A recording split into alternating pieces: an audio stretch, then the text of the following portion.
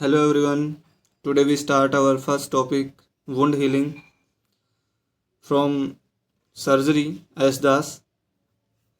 First of all हम लोग definition देखेंगे कि इसका वर्ड मीनिंग क्या है, हीलिंग का मतलब क्या होता है। फिर हम इसके कॉजेज़ देखेंगे। फिर हम हीलिंग किस तरीके से होती है, उसके फैक्टर्स क्या क्या हैं और हीलिंग को कौन से फैक्टर्स अफेक्ट करते हैं। तो इसमें हम पूरा हीलिंग को कंप्लीट कवर करने वाले हैं। Okay, first of all definition. What is the definition of healing. हम देख लेते हैं कि वर्ड मीनिंग जो है, हीलिंग का मीनिंग क्या होता है कि replacement of destroyed tissue by living tissue. Okay, simple.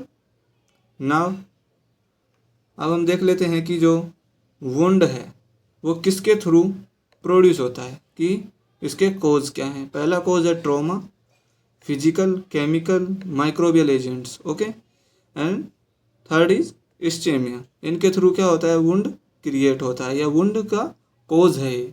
इनके थ्रू वुंड हो सकता है, इंजरी हो सकती है हमें। ओके, अब हम देख लेते हैं कि दो टर्मिनोलॉजीज़ के बारे में बात करेंगे। कौन कौन सी दो टर्मिनोलॉजीज़ हैं जो कि इम्पोर्टेंट हैं, जिनका मीनिंग इम्पोर्टेंट है। पहला है रीजनरेशन, कि रीजनरेशन का मीनिंग क्या होता है कि replacement of tissue bye similar type of tissue. Okay, कि जो टिश्यू डिस्ट्रॉय हुआ है उसका रिप्लेसमेंट सिमिलर टिश्यू के थ्रू होगा तो उसको हम रीजनरेशन बोलेंगे। एंड रिपेयर का मतलब क्या होता है, रिपेयर का मतलब क्या होगा कि replacement of lost tissue bye granulation tissue followed by the fibrosis and scar formation. मतलब कि इसमें क्या होगा, फाइब्रोसिस होगा और स्कार का फॉर्मेशन होगा। अब हम आगे की तरफ बढ़ते हैं। क्या है आगे, टाइप ऑफ वुंड, कि वुंड कितने प्रकार के हैं। वुंड मेनली 4 प्रकार के हैं जो हमारी बुक में दिए गए हैं। पहला इंसाइज वुंड, ये वुंड जो है किसके थ्रू होगा, शार्प नाइफ, कोई भी शार्प ऑब्जेक्ट होगा उसके थ्रू, और ग्लास। ठीक है, नेक्स्ट है लेसरेटेड वुंड। लेसरेटेड वुंड जो किससे हो सकता है, लेसरेशन का मतलब क्या होता है कि वो कट चुका है एकदम, है ना। जो किस में हो सकता है कि रोड ट्रैफिक एक्सीडेंट में। और इसका एक फीचर क्या है कि इसके जो एजेस होते हैं, जो किनारे होते हैं इस वुंड के, वो कैसे होते हैं, जैग्ड होते हैं। जैग्ड मतलब कि एकदम कटे फटे होते हैं किनारे। ठीक है, एंड थर्ड जो है वो है हमारे पास में पेनिट्रेटिंग वुंड। पेनिट्रेटिंग वुंड का मतलब क्या होता है कि पेनिट्रेट करना, मतलब कि आर पार निकलना, है ना। तो ये भी एक इंसाइज वुंड की तरह ही होता है ना। इंसाइज वुंड के तरह का ही होता है, similar to incised wound, except that. मतलब इसमें क्या होता है कि डेप्थ जो है वो ज़्यादा होती है। क्या होती है, डेप्थ इसमें ज़्यादा होती है पेनिट्रेटिंग वुंड में। ओके, अब हम देख लेते हैं फोर्थ टाइप का वुंड। फोर्थ टाइप का वुंड कैसा है हमारे पास में, क्रश्ड वुंड। क्रश्ड वुंड जो किससे क्रिएट होगा, वो कब क्रिएट होता है, या तो कोई इंडस्ट्रियल, जब भी कोई ऐसे मशीनरी है जिसमें कि हाथ वगैरह आ जाए या पाँव आ जाए, है ना, तो उसकी वजह से जो इंजरी होगी हम उसको क्या बोलेंगे, क्रश्ड वुंड बोलेंगे। ठीक है, और रोड ट्रैफिक एक्सीडेंट में भी क्रश्ड वुंड हो सकता है, या फिर जो वॉर होते हैं, है ना, जो वॉर वगैरह होते हैं उनमें जो इंजरीज होंगी वो कैसे होंगी, क्रश्ड टाइप की होंगी, तो उसको हम बोलेंगे क्रश्ड वुंड। ठीक है, अब आगे का टॉपिक क्या है हमारा, टाइप ऑफ हीलिंग। हीलिंग कितने टाइप की होती है ना। अब भाई वुंड हो गया है, अब उसे हील तो करना है ना। पहले हमने देख दिया, उसका डेफिनेशन दे दिया, उसका कोज दे दिए और टाइप ऑफ वुंड दे दिए। अब क्या करेंगे, हम उसका हीलिंग करेंगे। तो type of healing, healing 2 type से हो सकती है, या तो प्राइमरी इंटेंशन से हो सकती है या फिर सेकेंड इंटेंशन से, है ना। ओके, तो प्राइमरी इंटेंशन का मतलब क्या होता है कि वुंड जो है उसके किनारे एकदम क्लियर हैं। ठीक है, उसके जो उसको किस तरीके से कर सकते हैं, नॉर्मली सूचरिंग हो जाएगी उसमें, या क्लिप्स के थ्रू हो जाएगा, या कोई एडहेसिव मटेरियल है ना, तो उसमें मिनिमम स्कारिंग फॉर्मेशन होगा। आसानी से उसके जो कट्स हैं उनको जोड़ा जा सकता है, ऐसे इन कट्स को आसानी से जोड़ा जा सकता है। ठीक है, नेक्स्ट जो है सेकंड टाइप ऑफ हीलिंग, जो कि सेकंड इंटेंशन है। इसमें क्या होता है कि ये इररिपेयरेबल होता है। मतलब कि इररिपेयरेबल स्किन का मतलब क्या होता है कि वुंड जो है उसके जो एजेस हैं वो क्या हैं, वो ब्रेक हो चुके हैं। ठीक है, और उसमें प्राइमरी सूचरिंग पॉसिबल नहीं है, primary suturing is not possible and wound heels with more scar tissue, उसमें मोर फाइब्रोसिस होगा, स्कार फॉर्मेशन भी उसमें बहुत ज़्यादा होगा, वुंड का कॉन्ट्रैक्शन भी होगा, है ना। नेक्स्ट प्रोसेस की तरफ हम मूव करते हैं कि प्रोसेस ऑफ वुंड हीलिंग, कि वुंड हीलिंग जो है वो किस तरीके से होता है, क्या क्या उसमें स्टेप्स हैं। तो first step is inflammation, second is wound contraction, third is epithelialization, fourth is granulation tissue formation and fifth is scar remodelling. Okay, ये सभी प्रोसेसेस जो हैं वो एक सीक्वेंस में होती है, तभी क्या होगा, हमारे पास में वुंड हीलिंग होगा। अब हम जाते हैं नेक्स्ट, अब हम एक को क्या करेंगे, डिटेल में थोड़ा सा पढ़ लेते हैं कि किस तरीके से होता है ये सब। तो इन्फ्लामेशन हमारा फर्स्ट टॉपिक, इन्फ्लामेशन, इसकी प्रोसेस में, वुंड हीलिंग की प्रोसेस में फर्स्ट टॉपिक क्या है, इन्फ्लामेशन। तो इन्फ्लामेशन जो होगा वो कब होगा, इमीडिएटली आफ्टर इंजरी, जैसे इंजरी हुई इन्फ्लामेशन स्टार्ट हो जाएगा। एंड उसमें क्या होता है इन्फ्लामेशन में, सबसे पहले तो होगा जो उसके इन्फ्लामेटरी साइंस हैं वो सब कुछ प्रेजेंट होंगे वहाँ पे, रेडनेस भी होगा, टेंडरनेस भी होगा, स्वेलिंग भी होगा, हीट होगा एंड लॉस ऑफ फंक्शन, है ना।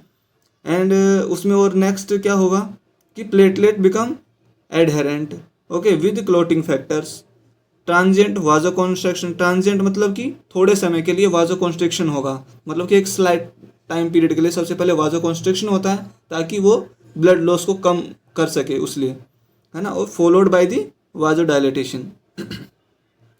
Next process of wound healing is wound contraction. अभी इन्फ्लामेशन हो गया है, वुंड कॉन्ट्रैक्शन होना है, मतलब कि वुंड अभी कॉन्ट्रैक्ट होगा, और उसमें भी क्या होता है, दो फेज होती हैं, लेग फेज और रैपिड कॉन्ट्रैक्शन। लेग फेज मतलब कि वहाँ पर अभी स्टार्ट नहीं हुआ है, no wound contraction is noticed initially, जैसे ही इंजरी हुई है सबसे पहले हमें क्या होता है कि इन्फ्लामेशन के साइंस देखने को मिलेंगे, और वुंड कॉन्ट्रैक्शन अभी स्टार्ट नहीं हुआ है लेकिन वो स्टार्ट होने वाली फेज में है, इसलिए हम उसको क्या बोल रहे हैं, लेग फेज। ओके, नेक्स्ट है sky part, rapid contraction. And इसमें क्या होगा कि wound is reduce approx 80% of its original size, okay, by 14th day. अब नेक्स्ट टॉपिक है कि वुंड कॉन्ट्रैक्शन हो रहा है तो उसका क्या है, कोज ऑफ वुंड कॉन्ट्रैक्शन, कि किस कारण से वुंड कॉन्ट्रैक्शन किस तरीके से हो रहा है, कि उसमें क्या होता है, रिमूवल ऑफ द फ्लूइड, ठीक है, एंड कॉन्ट्रैक्शन ऑफ कोलेजन, उसमें कोलेजन फाइबर बनेंगे तभी तो कॉन्ट्रैक्शन होगा, and contraction of granulation tissue, जो वहाँ पे ग्रेनुलेशन टिश्यू फॉर्मेशन हुआ है उसके थ्रू वुंड जो है वो कॉन्ट्रैक्ट होगा।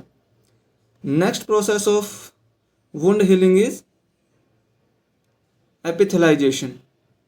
एपिथेलाइजेशन occurs by proliferation and migration of marginal basal cell, मतलब कि जो मार्जिनल, जो हमारे पास बेसल सेल्स हैं, जो भी बेसल सेल हैं उनमें क्या होगा, प्रोलिफरेशन होगा और वो माइग्रेट करेंगे एक जगह से दूसरी जगह, तभी उसमें क्या होगा, न्यू एपिथेलियम का फॉर्मेशन होगा और वुंड की हीलिंग होगी।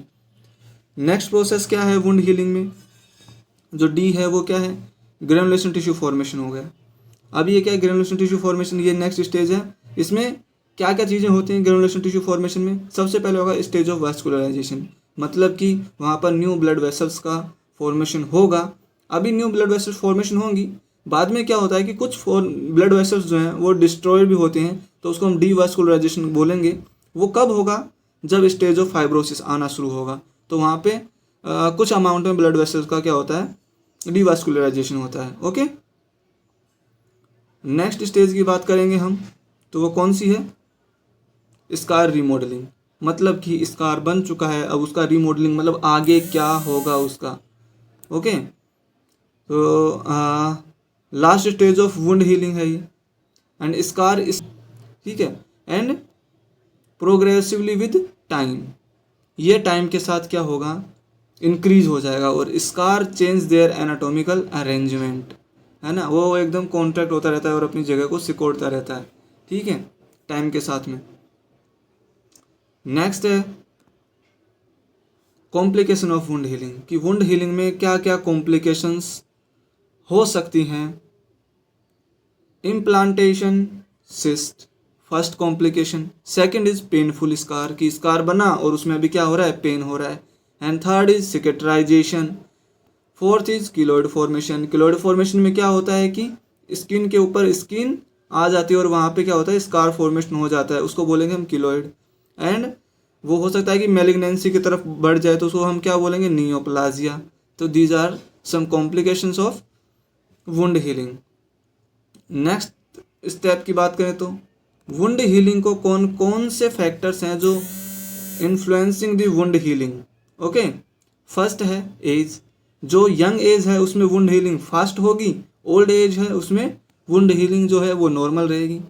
सेकंड जो फैक्टर है वो है न्यूट्रिशन। न्यूट्रिशन मीन्स अगर वुंड हीलिंग में आप खुद ही सोचिए कि वुंड हीलिंग जो है अगर उसमें प्रॉपर विटामिन हैं, मिनरल्स हैं, अगर वो प्रॉपर अमाउंट में मिलें, प्रोटीन जो है वो प्रॉपर अमाउंट में हो, तो क्या होगा, जो वुंड हीलिंग है वो क्या करेगा, सपोर्ट करेगा वुंड हीलिंग को। ठीक है, ये सब चीज़ें, ये सब फैक्टर्स जो है वुंड हीलिंग को क्या करेंगे, सपोर्ट करेंगे। लेकिन अगर इनकी डेफिशिएंसी होगी तो वो क्या करेंगे, वुंड हीलिंग को डिले करवाएंगे या फिर क्या करवाएंगे, उसको इनहिबिट कर देंगे वुंड हीलिंग को। नेक्स्ट फैक्टर जो है वो है हार्मोन। हार्मोन में मेनली कौन सा, कॉर्टिकोस्टेरॉइड हार्मोन। जिस तरीके से कॉर्टिकोस्टेरॉइड हार्मोन का अगर लेवल बढ़ रहा है तो वो क्या करता है, वुंड हीलिंग में क्या करवाता है, वो डिले करता है वुंड हीलिंग को। ओके, जो नेक्स्ट है हमारे पास में वुंड हीलिंग में फैक्टर, वो क्या है, साइटोटॉक्सिक ड्रग। अब आप सोचो कि ऐसी ड्रग जो सेल के लिए क्या है, टॉक्सिक है, इसलिए तो उसको साइटोटॉक्सिक बोला। एंड रेडिएशंस हैं, है ना, मेनली जो यूवी रेडिएशंस हैं वो क्या करेंगी, वुंड हीलिंग को क्या करेंगी, या तो प्रिवेंट कर देंगी या डिले करेंगी। ओके, या तो प्रिवेंट करेंगी या डिले करेंगी। And condition which delay the quality of wound healing, मतलब ऐसी कौन सी कंडीशन है जो वुंड हीलिंग की क्वालिटी को क्या कर रही हैं, डिले कर रही हैं। ओके, कौन कौन सी कंडीशन हो सकती है जिसके कारण से ऐसा होगा। ये तो नॉर्मल है कि आप खुद ही सोच सकते हैं कि अगर पेशेंट जो एनीमिक होगा उसमें वुंड हीलिंग डिले होगा, यूरेमिक होगा जिसमें जॉइंडिस होगा, ठीक है, डायबिटिक पेशेंट है, ब्लड डिस्क्रेशिया है, मैलिग्नेंसी कोई मैलिग्नेंट कोई डिजीज़ है, या कोई साइटोटॉक्सिक कोई ड्रग ले रहा है ना, और इस वजह से क्या होगा, या फिर कोई रेडियो एक्टिव या फिर ऐसे जोन में रह रहा है जहाँ पर रेडिएशन आ रहा है वुंड के ऊपर, तो वो चीज़ें हो सकती हैं कि वुंड हीलिंग को क्या करेंगी, डिले करेंगी, या उसकी क्वांटिटी जो उसकी क्वालिटी ऑफ वुंड हीलिंग है उसको डिले कर देंगी। ओके, तो that's it, that's all about wound healing. Please subscribe my channel. Next video जो है वो जल्द ही आ जाएगी इस चैनल